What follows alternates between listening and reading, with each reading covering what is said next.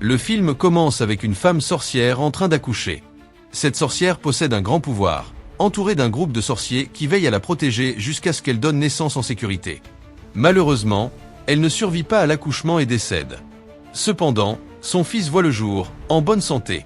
Apprenant la mort de sa mère, la sorcière entre dans une colère intense, libérant une énergie si puissante qu'elle menace de détruire le monde entier. Les sorciers, usant de leur pouvoir, parviennent à contenir cette force dévastatrice et à préserver l'endroit. Peu après, un sorcier se présente, réclamant l'enfant comme son fils. Les autres sorciers s'y opposent fermement, déclarant qu'ils le garderont à l'écart pour le protéger jusqu'à ce qu'il atteigne l'âge adulte. Lorsqu'il grandira, il aura le libre choix de suivre cet homme ou non. Pour l'heure, il souligne que le sorcier représente un danger. Il nomme le garçon d'Ampier.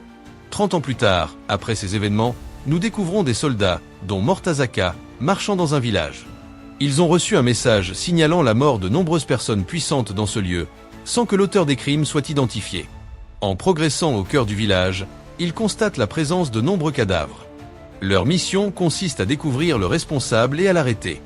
Biconjac, le chef de cette équipe, dirige les opérations. La scène reste inchangée, son apparence ne se distinguant guère des autres.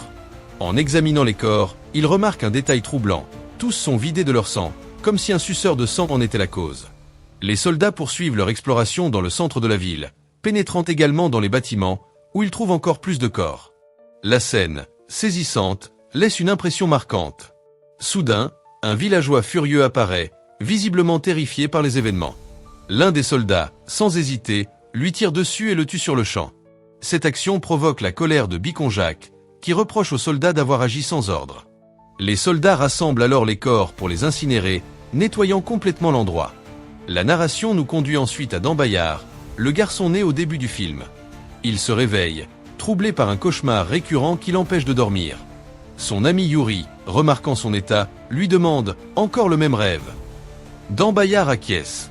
Il se prépare à se rendre dans un village pour attaquer ses habitants, une activité qui constitue leur métier. Leur stratégie consiste à convaincre les villageois que des démons hantent les lieux, puis à tuer certains d'entre eux pour obtenir argent, nourriture et autres ressources. Yuri entre dans le village, proclamant que des fantômes et des démons infestent la région, menaçant de surgir la nuit pour éliminer les habitants. Il rassure cependant la foule en présentant une solution. Dambayar, le maître des monstres, sorciers et démons, capable de neutraliser toute menace. Dambayar se place alors devant le cimetière du village, prononçant des paroles anodines, prétendant exorciser un esprit maléfique. Il hurle, simulant un combat contre un démon, créant une tension palpable parmi les spectateurs. Les villageois, nerveux, observent la scène jusqu'à ce que Dambayar annonce « C'est fini, j'ai chassé les démons, vous êtes en sécurité ». Soulagés, les habitants le remercient en lui offrant argent, nourriture et divers biens. Pendant ce temps, Jacques et ses soldats tentent de contacter leurs supérieurs pour demander des renforts et relater les événements. L'appel échoue, coupé sans réponse. Les soldats, conscients du danger imprévisible, affirment être prêts à toute éventualité. Ils s'installent sur place, attendant la nuit, et établissent un campement. 2 soldats, postés à l'extérieur près d'un feu, discutent lorsqu'un bruit étrange les interrompt. Intrigués, ils suivent le son, découvrant une voix féminine qui semble les appeler. En s'approchant, ils rencontrent une fille émergeant de l'obscurité, affirmant être poursuivie et effrayée. Lorsqu'ils s'avancent pour l'aider, elle éclate d'un rire sinistre, révélant qu'elle est une suceuse de sang. Elle les attaque et les tue instantanément. Alertés par le bruit, Jacques et ses hommes saisissent leurs armes et se lancent à la poursuite. Jacques divise son équipe, assignant à chacun une zone à fouiller. L'un des soldats, isolé, est soudain attaqué par un suceur de sang et commence à saigner abondamment. Il appelle ses camarades à l'aide, mais une horde de suceurs de sang surgit, les éliminant un à un. Les balles des soldats s'avèrent inefficaces contre ces créatures. Après un combat acharné, ils parviennent à repousser les assaillants, mais de nombreuses pertes sont à déplorer. Jacques interroge son assistant, qui s'excuse et admet que l'attaque ne semble pas humaine, les créatures ayant des veines caractéristiques des suceurs de sang. Jacques comprend alors que ces êtres sont bien réels. Un soldat, furieux, est calmé par un autre, qui mentionne avoir entendu parler d'un homme nommé Dampier, connu pour terrasser les suceurs de sang et les âmes maléfiques, seul capable de les aider face à cette menace. Jacques se rend auprès de Dampier et de son ami, expliquant qu'il doit décapiter un cadavre enfoui dans le sol, un rituel lié à leur croyance selon laquelle un esprit maléfique y réside. Bien que réticents, ils finissent par accepter à contre-cœur. Pendant ce temps, une vision montre un désert où apparaît la déesse du temps, observant Dampier. La tension monte, mais avant qu'il ne puisse agir, les soldats de Jacques interviennent, arrêtant Dampierre. Furieux, ils protestent, mais ils l'emmènent sans explication, lui assurant que tout sera clair une fois devant leur chef. Après un long trajet, ils arrivent au village où se trouvent Jacques et ses hommes. Lors de leur rencontre, ils interrogent Dampierre. Sais-tu vraiment comment éliminer les suceurs de sang et cette menace? Pris au piège et effrayé, Dampierre nie l'existence des suceurs de sang, affirmant que leur travail consiste à attaquer les gens pour survivre, et que ces créatures ne sont qu'un mythe inventé pour effrayer. Furieux, Jacques le frappe, insistant sur leur réalité. Pour le prouver, il jette l'un de ses hommes parmi les cadavres, déclarant « Regarde, ils sont là ». Il remet une arme à Dampierre, lui ordonnant de rester et de les affronter. Jacques s'éloigne ensuite. L'ami de Dampierre intervient, avertissant Jacques « Tu ignores qui est Dampierre ». Une légende raconte qu'il est le fils d'un sorcier, doté d'un immense pouvoir, et qu'il n'est pas un homme ordinaire. Nous le connaissons depuis des années, et je n'ai jamais vu quelqu'un comme lui. Jacques, sceptique, laisse Dampierre seul dans une église qu'ils avaient visitée auparavant. En explorant la ville, Dampierre atteint l'église et y pénètre. À peine entrée, il aperçoit la suceuse de sang qui avait attaqué les soldats. Terrifiée, elle se précipite vers lui, l'enlace, et le supplie de l'aider, avant de le frapper. Réalisant qu'il n'est pas un humain ordinaire, elle le repousse, effrayée, et lui demande « Qui es-tu » Paniqué, Dampierre s'enfuit, mais se retrouve face à plusieurs suceurs de sang. Il sort son arme, tente de les abattre, mais ses tirs sont inefficaces. Entendant les coups de feu, son ami veut le rejoindre, mais Jacques l'en empêche, avertissant « Si tu y vas, tu ne reviendras pas. Tes balles sont épuisées, ils l'ont probablement éliminé. » Pourtant, Dampierre est toujours en vie.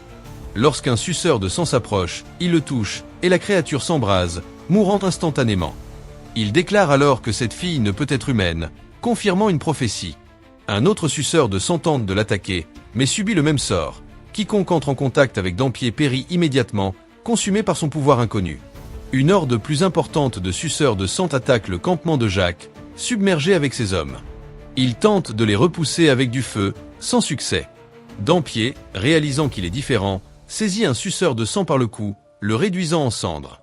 Choqués et terrifiés, les survivants fuient. Leur chef, furieux, ordonne à ses sbires de retourner au combat, laissant la fille sur place. Le lendemain, les hommes de Jacques patrouillent les rues, traquant les suceurs de sang, mais Dampierre les élimine par son toucher. Son ami, soulagé de le voir sain et sauf, se précipite pour l'enlacer. Dampierre conduit alors les soldats à l'église où la fille se trouve encore. Les hommes, terrifiés par l'apparition de nouveaux suceurs de sang, se rebellent contre Jacques, l'accusant de mettre leur vie en péril. Dampierre le conjure également de partir pour sauver sa vie, jugeant la situation trop dangereuse. Jacques refuse, déterminé à en finir, proclamant qu'il n'est pas un lâche et que ceux qui souhaitent fuir sont libres de le faire. Tous les soldats s'en vont, mais Dampierre reste à ses côtés. Ensemble, ils rencontrent la fille, qui révèle qu'elle devait mourir à sa naissance, car le Seigneur des Ténèbres, semblable à Dampierre, ne tolère pas sa survie. En grandissant, il acquéra un pouvoir immense, devenant une menace pour ce maître, le seul capable de l'anéantir. Après son apparition, le Seigneur l'a laissé en vie, cherchant par tous les moyens à s'en débarrasser. Ailleurs, les autres soldats tentent de quitter la ville en voiture pour sauver leur peau, mais une vision de monstre bloque leur chemin. Ils s'arrêtent, désemparés. Le chef des chasseurs de sang surgit, utilisant son pouvoir pour les éliminer, insensibles à leurs balles. À l'église, Dampierre, épuisé, reçoit une vision des événements actuels. Il avertit Jacques que le Seigneur des Ténèbres ne les laissera pas vivre et qu'il a capturé le reste de ses hommes, y compris Yuri. La fille propose de les guider jusqu'à leurs amis, mais Jacques se méfie. Elle insiste, expliquant qu'elle souhaite se libérer du Seigneur, qui la contraint à agir contre sa volonté. Jacques, sarcastique, rétorque qu'elle sait qu'il peut la tuer d'un simple contact. Il l'emmène néanmoins en voiture, prenant soin de la protéger du soleil. Pendant le trajet, Dampierre s'endort, hanté par le même cauchemar récurrent. Le lendemain, après une longue route, il s'arrête pour se reposer. À son réveil, Dampierre remarque que ses blessures guérissent spontanément, confirmant ses pouvoirs surnaturels. La fille lui confie « Tu es des nôtres, pas comme les humains ordinaires. Tu dois découvrir qui tu es et embrasser ton talent et ta force. » Au château du Seigneur des Ténèbres, Yuri, vidé de son sang, entend son ravisseur déclarer « Tu ne seras plus un simple humain. Je vais te transformer en suceur de sang et t'obliger à tuer ton ami. Il ignore qui tu es, et je ne lui permettrai pas d'atteindre sa pleine puissance, car il me détruira. » Il ordonne à Yuri de tuer Dampierre avant que celui-ci ne devienne trop puissant.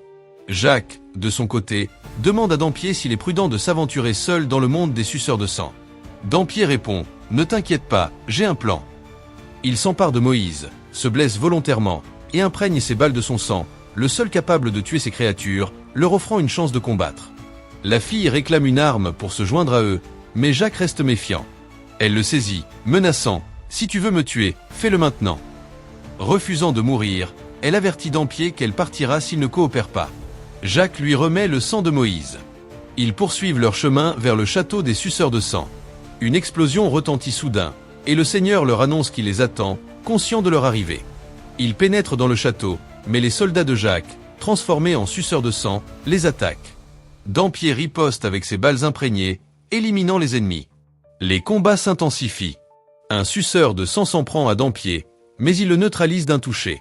La fille, saisissant une arme, tente de tuer Jacques, expliquant à Dampier qu'elle agit sous la contrainte du Seigneur. Dampier l'exhorte à résister, mais elle réplique « Tu ignores sa puissance. Il vit depuis des millénaires, rien ne l'atteint. » Elle le supplie de la tuer, mais il refuse. Elle l'attaque avec du feu, et Jacques intervient pour le soigner.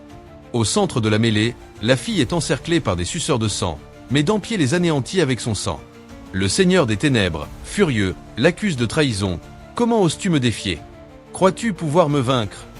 Elle tente de l'attaquer, mais son pouvoir, trop grand, la fait exploser. Consciente que Dampier le tuera, elle l'avertit de ne pas encore utiliser son pouvoir, car le Seigneur prévoit de l'éliminer, comme prévu depuis sa naissance, pour régner sur le monde. Dampier, examinant sa blessure guérie, réalise qu'il est indemne. Les suceurs de sang capturent Jacques et la fille, les suspendant pour les exécuter. La fille, d'un saut habile, se libère, éliminant un assaillant, mais reste coincée, proche de la mort. Jacques la sauve. Dampier affronte le maître des ténèbres, qui déclare attendre ce moment depuis des années.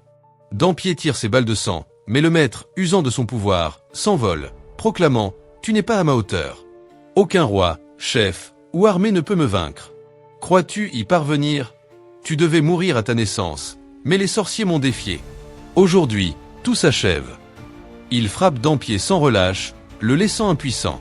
Il ajoute « Ce n'est pas toi qui mourras, mais ton ami te tuera. » Yuri, transformé en suceur de sang, attaque Dampier, qui tente de l'arrêter. Yuri le bête jusqu'à l'inconscience. Revenant à lui, Dampier, contraint, touche Yuri, le tuant. Il se rue vers le maître, qui le repousse d'un coup de pouvoir. Jacques intervient, poignardant l'ennemi. Soudain, Dampier est transporté dans un autre lieu, où 3 sorcières, celles qui l'ont mis au monde, lui disent « Tu es adulte désormais, et tu as un choix. » L'une d'elles s'avance, lui transmettant son pouvoir. Dampier, utilisant toute sa puissance, retourne dans le monde réel. Le maître des ténèbres tente de l'attaquer, mais cette fois, son pouvoir échoue. Se transformant en sa véritable forme, terrifié, il affronte Dampier. Dans un combat acharné, Dampier gagne en force, poignarde son ennemi avec son pouvoir, et met fin à sa vie, libérant le monde de son mal. Il sauve Jacques et la fille. Une fois la mission terminée, Dampier part. Découvrant son passé, il se rend dans un lieu où un livre relate l'histoire de son père, du maître des ténèbres, des chasseurs et d'autres menaces. Conscient que le monde en est rempli, il sait que la lutte n'est pas terminée. Les 3 forment une équipe de chasseurs pour protéger l'humanité, sous la direction de Dampier, qui s'éloigne. Telle est la fin de cette histoire. Alors, qu'avez-vous pensé de ce film? Laissez vos commentaires ci-dessous, et si vous avez aimé la vidéo, aimez et abonnez-vous pour plus de résumés de films. À la prochaine fois.